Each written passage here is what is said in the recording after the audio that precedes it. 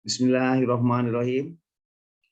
Assalamualaikum warahmatullahi wabarakatuh. Dalam kesempatan hari ini,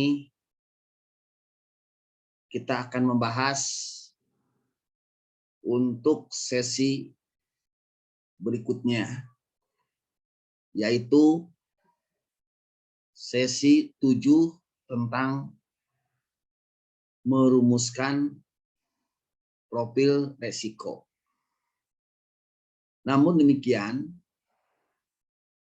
agar kita semua diberikan kemudahan dalam menerima yang disampaikan oleh fasilitator, juga diberikan satu peningkatan kompetensi kita untuk mengelola resiko ke arah yang lebih efektif.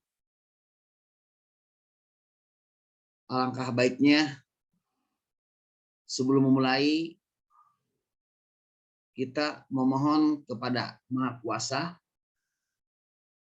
berdoa menurut keyakinan dan kepercayaan masing-masing. Dipersilahkan.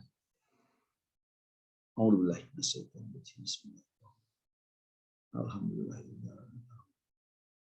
Maliki yaumiddin.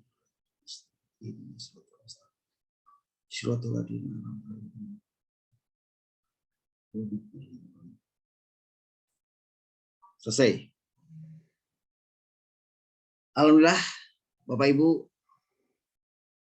bagaimana kondisi kita dan keluarga? Syukur, alhamdulillah, kalau diberikan suatu karunia untuk kita khususnya dan juga untuk keluarga dalam kondisi yang sehat. Mengingat kita saat ini semua barangkali yang ada di Indonesia ini sedang dirundung dengan masalah virus corona. Sebelum mengawali pembahasan sesi 7 yang sekarang akan kita bahas,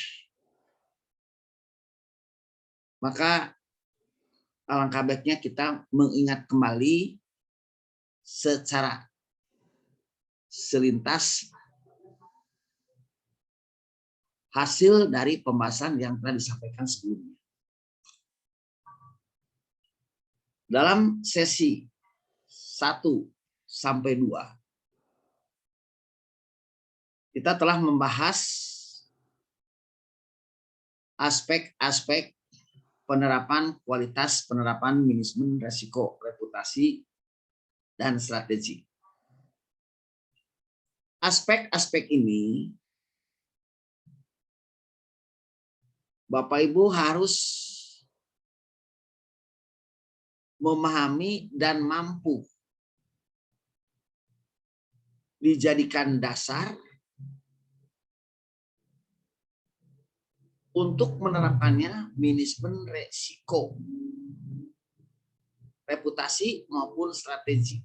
Termasuk juga bisa dijadikan fondasi untuk melakukan penilaian kualitas hasil diterapkannya manajemen risiko, reputasi maupun strategi. Yang tentu secara outcome Bapak Ibu bisa memberikan suatu masukan kepada pengelola yang ada di bank kita, yaitu menyusun atau membuat dan menetapkan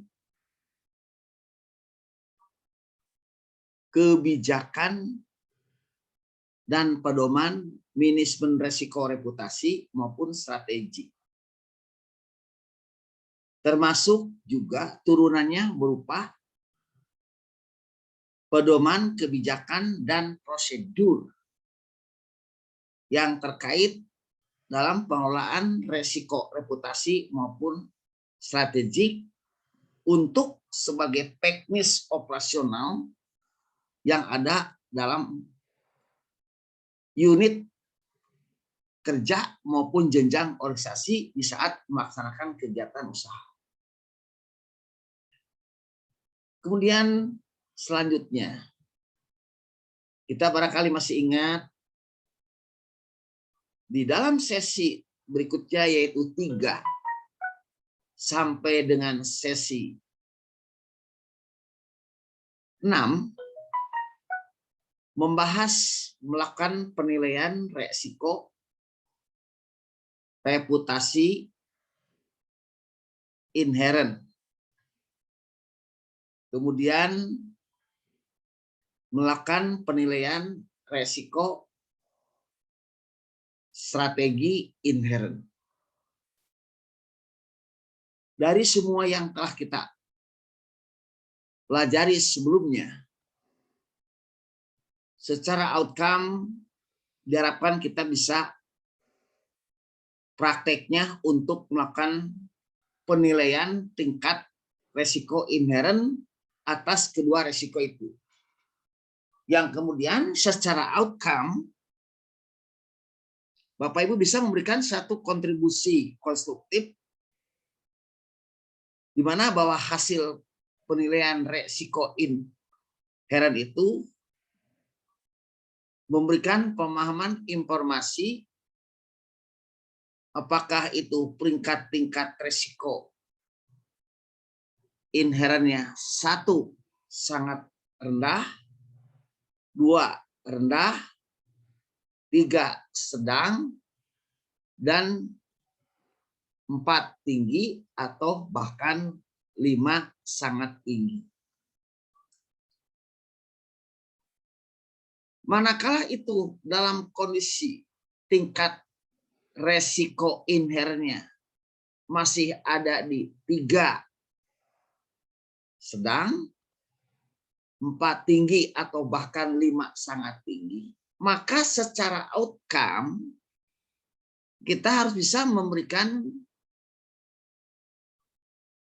langkah perbaikan untuk supaya tingkat resiko inherent itu bisa menjadi 2.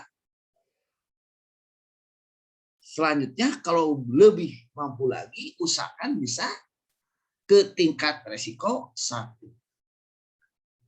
Itu yang perlu diingatkan kembali dalam pembelajaran yang kemarin telah kita bahas bersama. Nah, kita sekarang melanjutkan yaitu sesi 7, merumuskan profil resiko. Untuk itu, mohon izin, saya akan melakukan share screen mengenai pembahasan sesi ke-7 ini.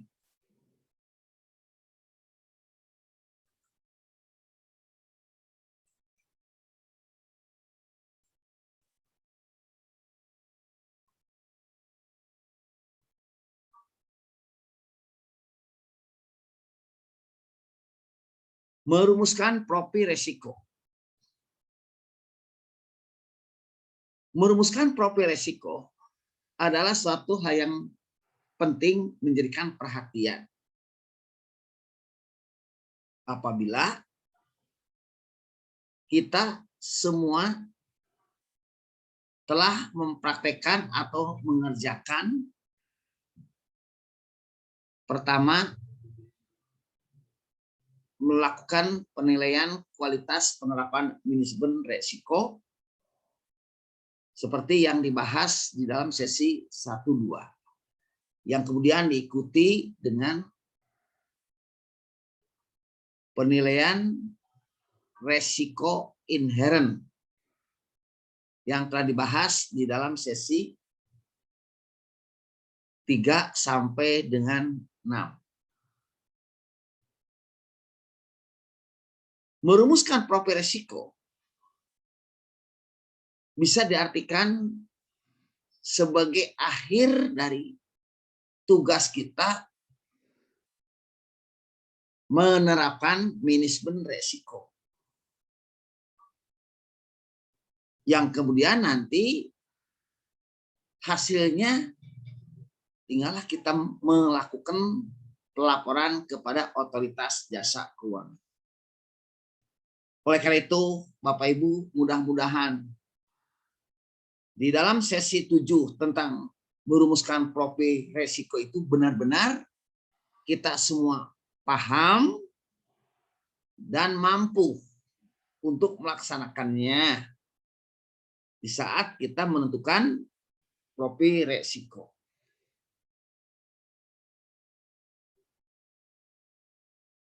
Hasil pembahasan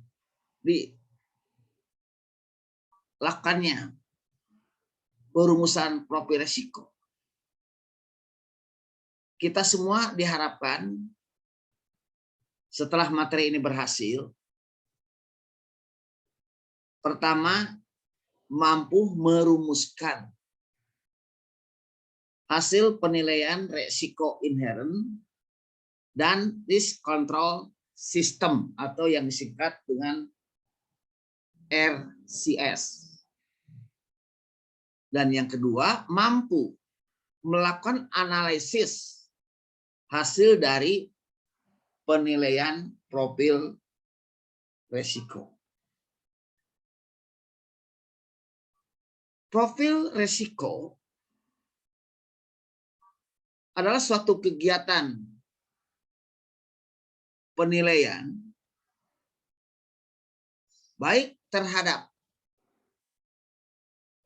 resiko inherent dan hasil penilaian terhadap kualitas penerapan manajemen resiko dalam operasional BPR terkait dengan resiko yang dikelolanya. Apakah itu terkait resiko kredit, likuiditas operasional kepatuhan, reputasi maupun strategi. Profil resiko dalam melakukan suatu penyusunannya biasanya dilakukan oleh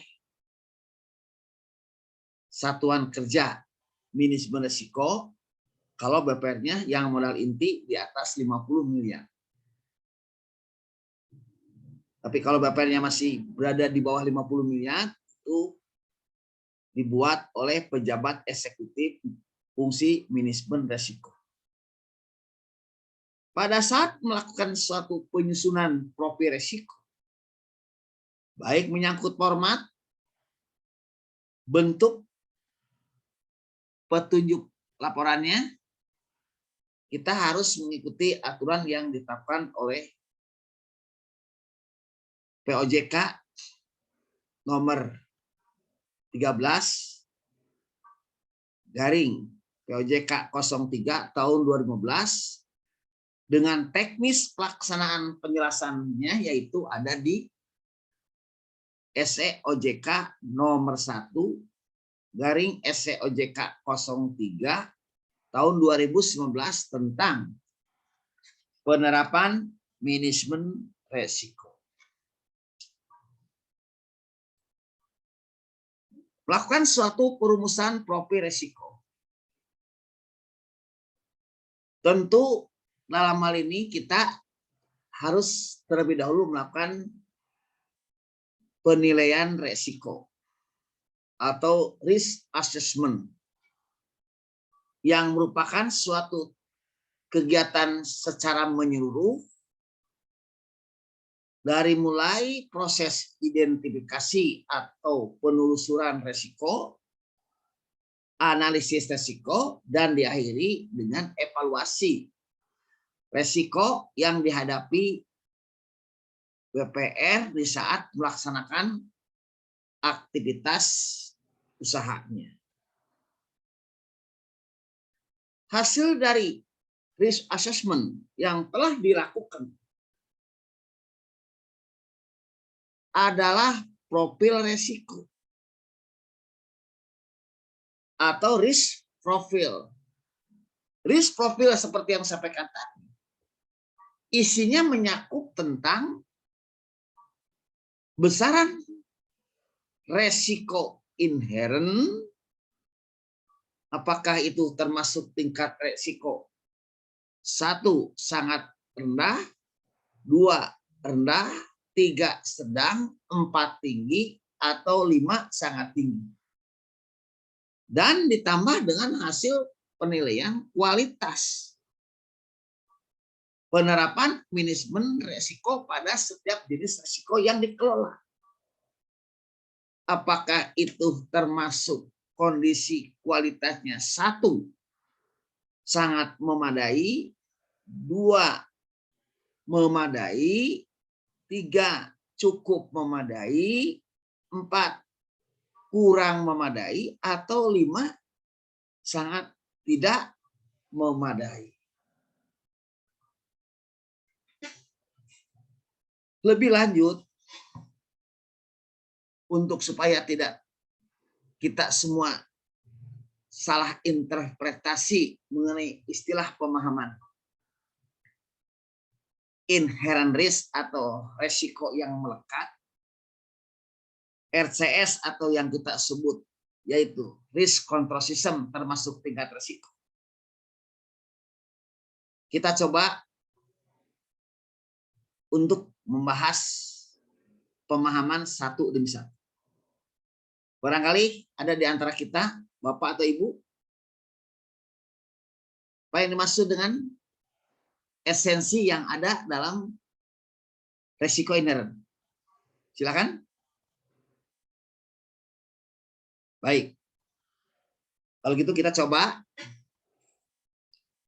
esensi yang ada dalam resiko inherent atau inherent risk, yaitu resiko yang melekat pada kegiatan bisnis atau usaha BPR yang berpotensi mempengaruhi posisi keuangan, baik yang dapat dikuantifikasi maupun tidak dapat dikuantifikasi.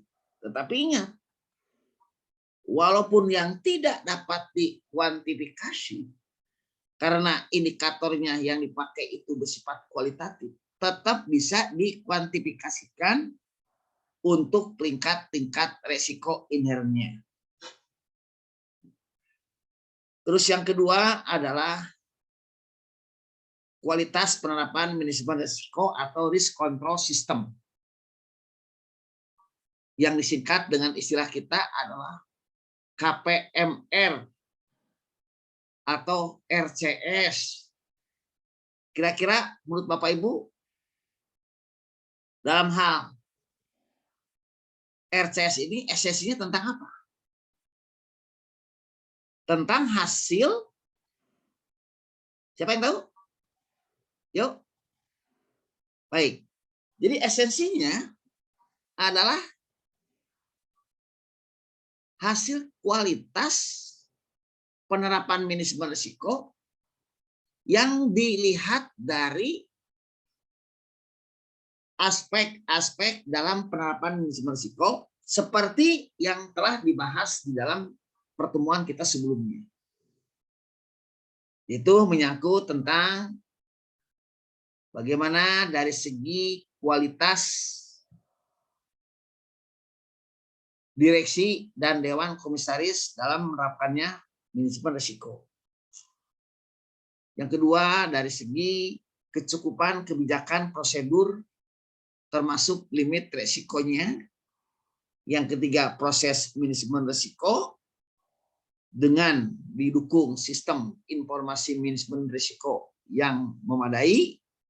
Dan yang keempat adalah menyangkut tentang sejauh mana kualitas sistem penilaian intern yang dilakukan secara menyeluruh itu efektif atau tidak. Nah, oleh karena itu, dari keempat hasil pengukuran kualitas itu kita bisa menentukan apakah kondisinya termasuk kualitas 1 sangat memadai, 2 memadai, 3 cukup memadai, 4 kurang memadai atau 5 tidak memadai. Nah, itu barangkali Bapak Ibu. Nah, setelah kita menentukan resiko inherent dan diikuti hasil penilaian kualitas penerapan manajemen risiko, barulah saatnya kita bisa mengawali untuk bisa menentukan tingkat resiko yang merupakan tingkat resiko akhir setelah memperhitungkan tingkat resiko, kualitas penerapan manajemen resiko terhadap tingkat resiko inherent. Untuk tingkat resiko inherent yang hendak kita lakukan, yang ujungnya nanti kita bisa menentukan profil resikonya,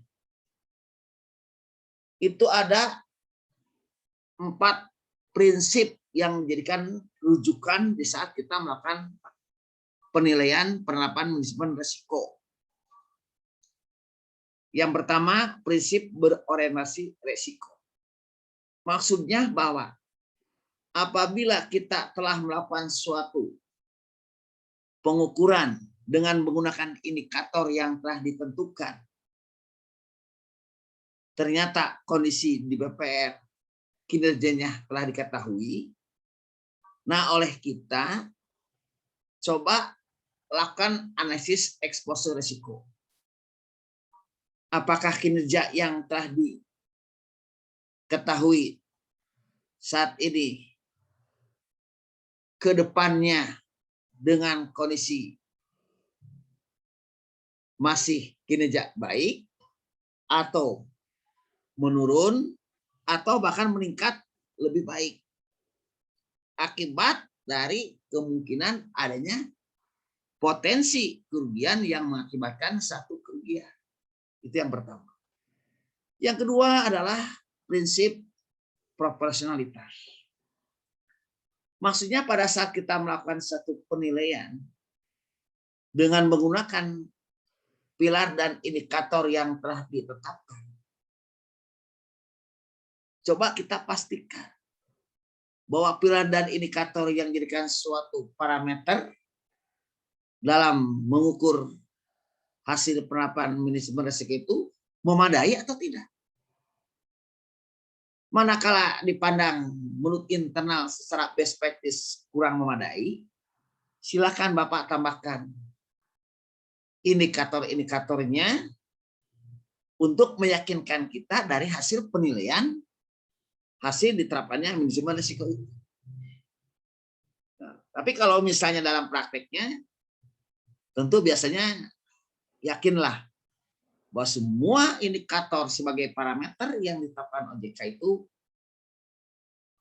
telah dibuat secara proporsionalitas. Yang ketiga adalah prinsip signifikasi dan materialitas. Maksudnya pada saat kita menentukan nilai akhir dari suatu tingkat resiko inherent, maka kita harus bisa menilai bahwa kalau misalnya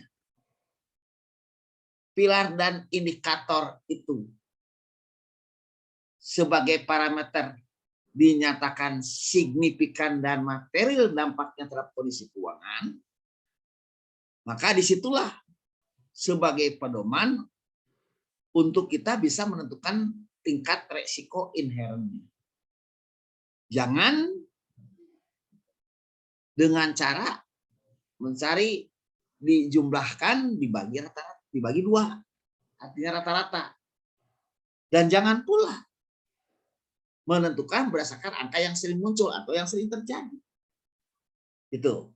Terus yang keempat adalah prinsip komprehensif dan terstruktur. Maksudnya, komprehensif itu bahwa semua pilar dan indikator yang telah ditentukan oleh OJK itu harus dijadikan suatu parameter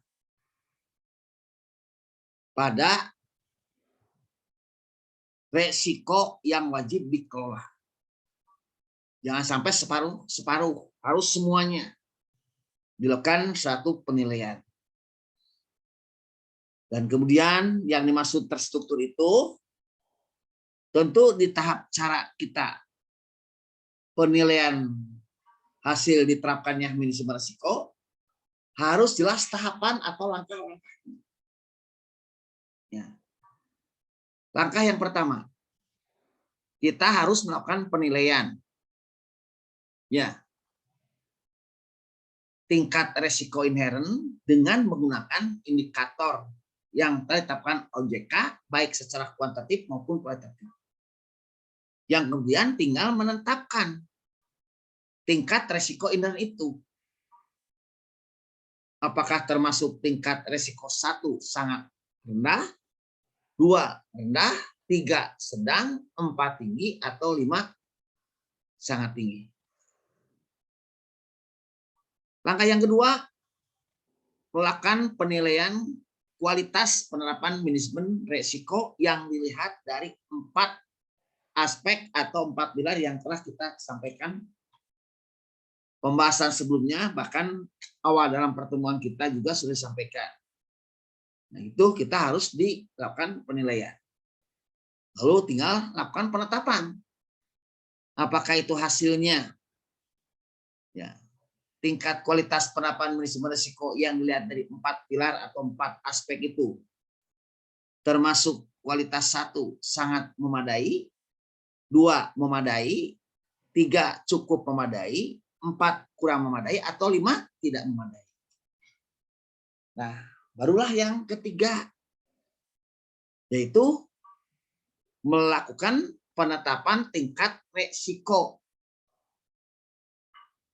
Ya, dengan cara ya kita bisa dibantu oleh yang disebut namanya matrik untuk menentukan di setiap jenis resiko itu.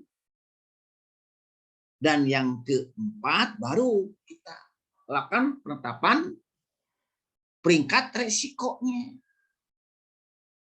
Apakah nanti hasil peringkat resikonya itu yang diikuti berikutnya nanti profil resikonya termasuk 1